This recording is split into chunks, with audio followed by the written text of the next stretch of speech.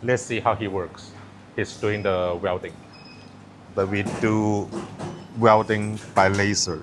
We don't use laser welding gun. We don't use welding gun to do the welding by hand.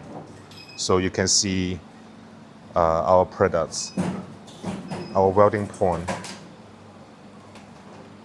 It doesn't go black. This welding point is very clean. It doesn't go black. Our machine doing the welding.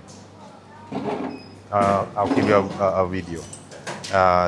She is doing the protection. She's doing the protection the board. She is doing the test for voltage and resistance.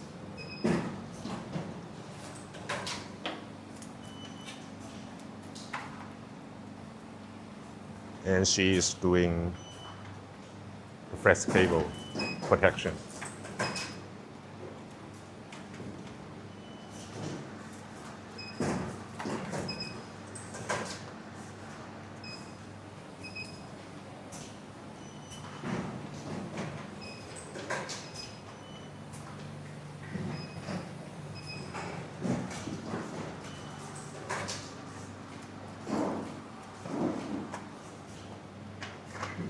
This is also kind of assembling.